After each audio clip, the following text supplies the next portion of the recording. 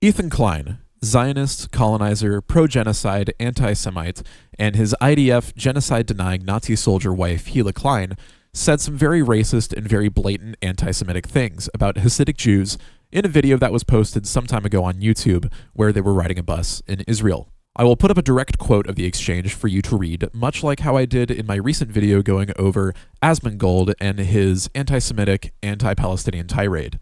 By the way, you should go watch that video when you're done with this one, at the very least to check out the comments, because as soon as I made that video calling out a racist for his BS, fanboys and cultists came out of the woodworks to defend him. A friend of mine once said, "Cockroaches tend to scatter when one of them is crushed." Anyways, I will not read it aloud for you because YouTube is weird about how their automated language detection system scans and flags for hate speech, so here is the quote now.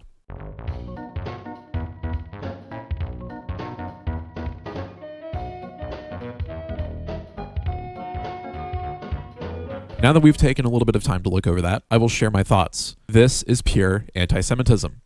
A privileged white man with his IDF soldier wife talking about how, quote, dirty and, quote, disgusting Hasidic Jews are. This is plainly discriminatory and prejudiced. Most of all, blatantly racist. Discrimination means treating a person or group of persons unfairly based off of their characteristics. This means saying things that are hateful, mocking, making very openly clear how they view these people just going about their day and making fun of their cultural hairstyle and the way they dress. These things they have said are no different from what Germans would say about the Jews during the time of Nazi Germany. This shows the blatant dishonesty with regards to Ethan Klein's claims that anti-Semitism have been used against him, when in reality he is the one being anti-Semitic. It's very similar to the way the State of Israel operates, where people rightfully call out the crimes against humanity by the IDF, the genocide, and then Israel claims that they are being attacked in an anti-Semitic fashion. And he's made other anti-Semitic remarks on various platforms. This video is not just one isolated incident. On his podcast, where he's speaking to Teddy Fresh and his wife Hila Klein, he makes comments about how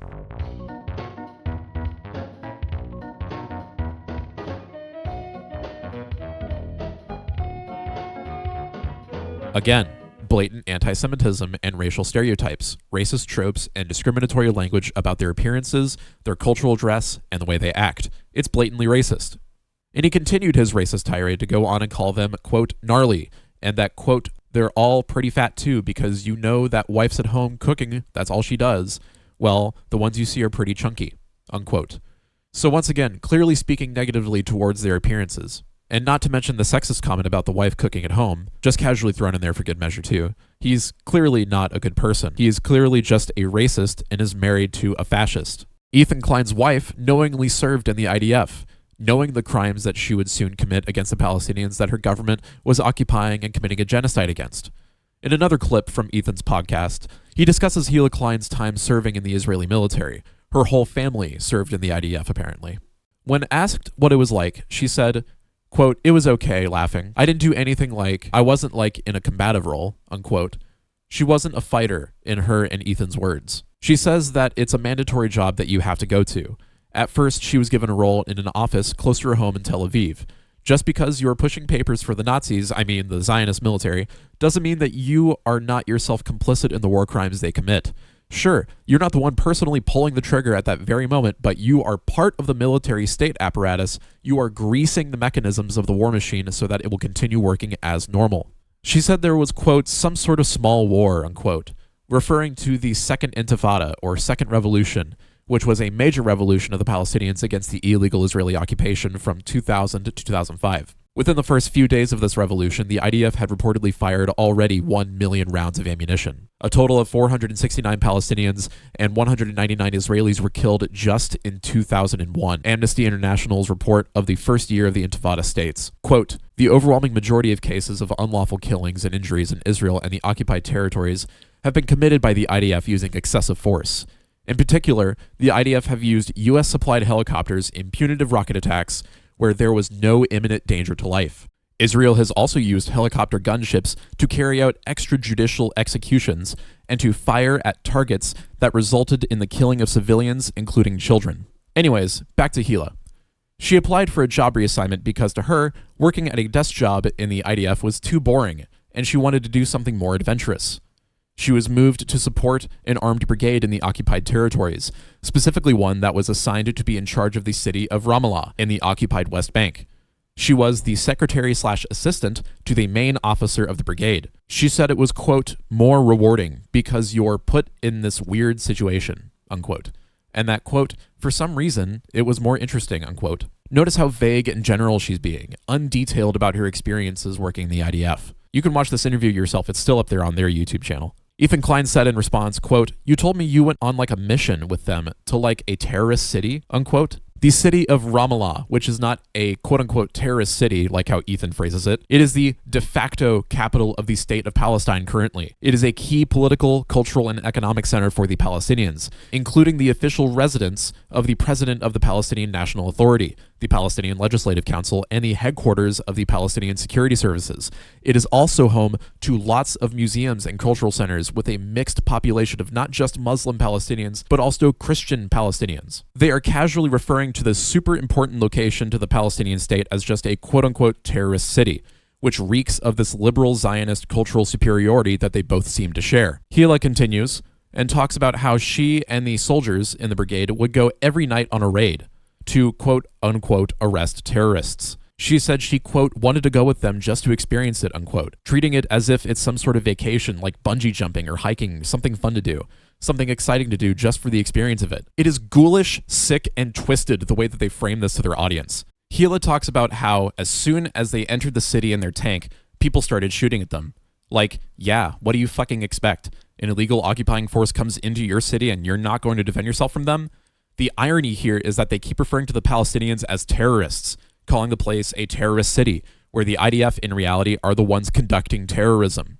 The framing is so insanely ghoulish and dishonest, it makes me sick, dude. She talks about how she went with them into a house. This practice of raiding someone's house, seizing it as a temporary base of operations, is a common terror tactic used by the IDF, to which she was a direct participant in.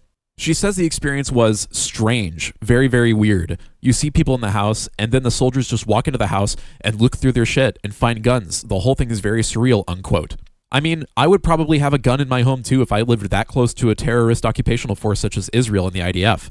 Like, the framing is so insidious of these people that they are living in their homes, and the vagueness of it all, it just tells you that there's so much more to this than she is letting on. She doesn't go into detail about how they talked to the people in their home, what they did to them. It's ridiculous. The IDF are fascist terrorists, and there's no other way to slice it.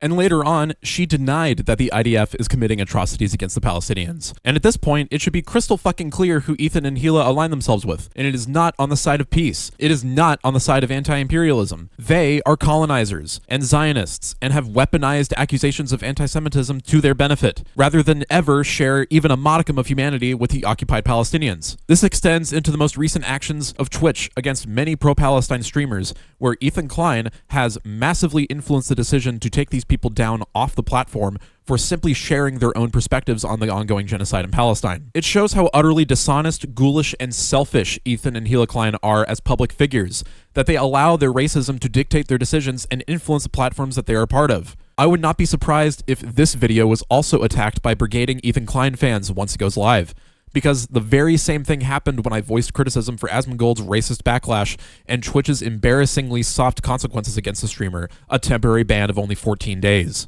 The comments I received on that video are absolutely horrendous and stupid, with loads of people spewing racist filth equal to and worse than what Asmongold said himself. These are the kinds of people that make up the audiences of these public figures, and it's honestly pathetic that so many people have come to the defense of a guy who apparently used a dead rat as an alarm clock to wake him up.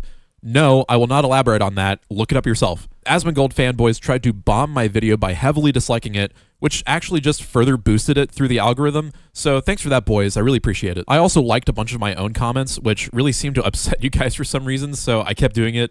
There's nothing quite as satisfying as making racists upset and whiny on the internet. Plenty of people tried to come after me for my usage of the words such as fascism, racism, imperialism, or capitalism, And I've explained them in loads of other videos at this point on my channel, so go look at those. I'm not even gonna entertain that sort of thing at this point. And a bunch tried to tell me that I was totally wrong, which is just utterly hilarious. Thanks guys for the engagement. It really does help me out a lot. So leave another comment. Tell me how totally wrong I am, and make sure to write a giant poorly worded essay with terrible grammar, and I'll be sure to read it. I try to read all of my comments, honestly, so thank you guys so much. Anyways, that's about it for today's video. Don't forget to subscribe, and I'll see you in the next one. Bye-bye.